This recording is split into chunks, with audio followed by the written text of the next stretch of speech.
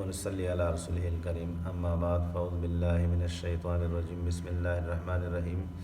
پہلے ویڈیو میں ہم نے وضو کا پورا طریقہ سنایا ہے اور اس ویڈیو میں ہم وضو کے اعمال کی حیثیت بتاتے ہیں کہ کون سا عمل فرض ہے، کون سا سنت ہے اور کون سا مستحب ہے۔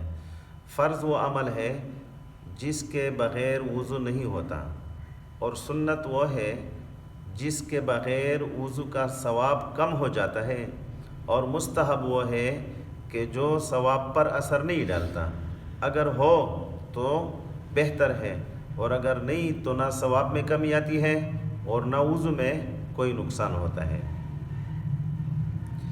وضو کے فرائض یعنی وضو میں وہ باتیں کہ اگر ان میں سے ایک بھی رہ جائے تو وضو نہیں ہوتا، انسان بے وضو رہتا ہے، وہ 4 باتیں ہیں۔ ایک مرتبہ سارا منہ دھونا، پیشانی کے بالوں سے ٹوڑی کے نیچے تک اور کان کے ایک لو سے دوسرے لو تک، یہ سارا حصہ دھونا ایک بار، یہ فرض ہے۔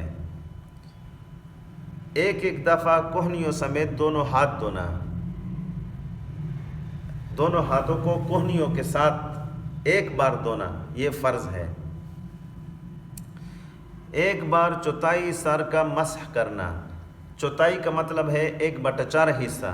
اگر سر کو ہم 4 حصوں میں بانٹ لیں تو آگے کی طرف سے، چہرے کی طرف سے جو پہلا حصہ ہے اس کو 1/4 حصے کا مسح کرنا فرض ہے۔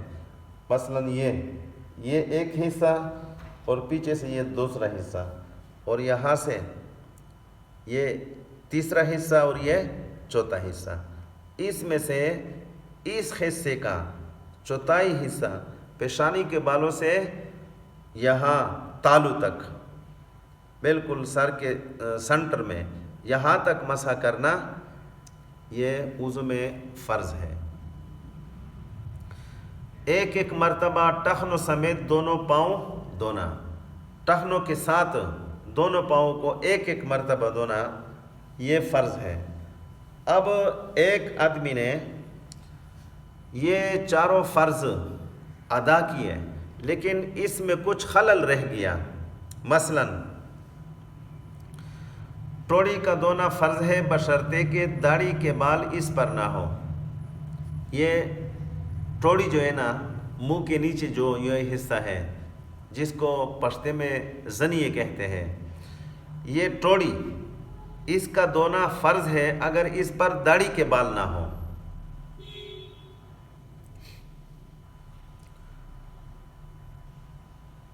یا بال تو ہوں لیکن اس قدر کم ہو کہ کال نظر آئے۔ کسی آدمی کا داڑھی جو ہے نا وہ زیادہ گن داڑھی نہ ہو، بلکہ ہلکا اس میں بال ہو کہ اس میں انسان کا چہرہ نظر آئے، تو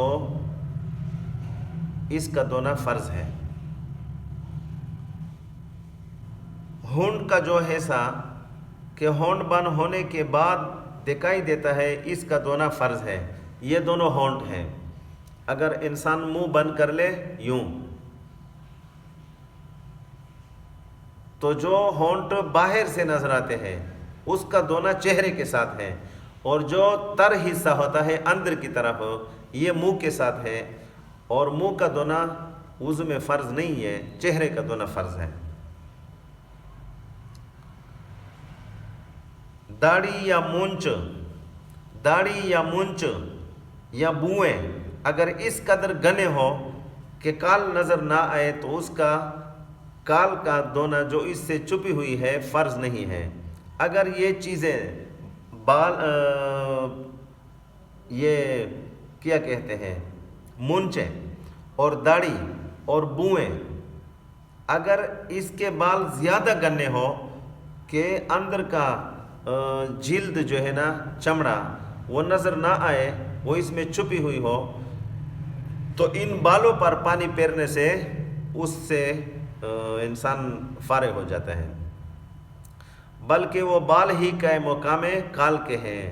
ان بالوں کو دھونا ایسا ہے جس طرح کے چمڑے کو پانی پہنچایا، ان پر سے پانی بہا دینا کافی ہے۔ اس صورت میں ان تمام بالوں کا دھونا فرض ہے۔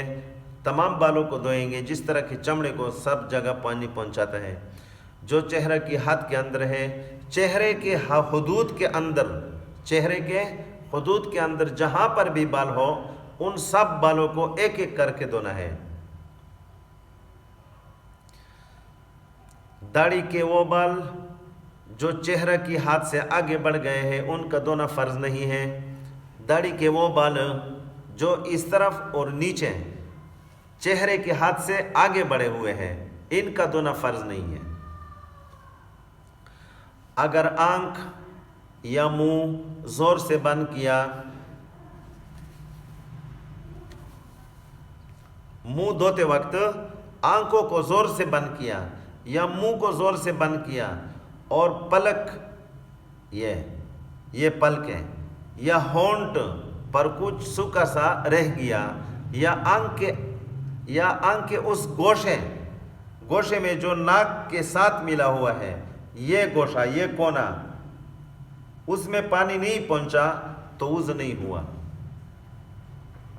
یہ بہت خطرناک مسئلہ ہے، اس کو سمجھنا اور اس پر عمل کرنا انتہائی ضروری ہے۔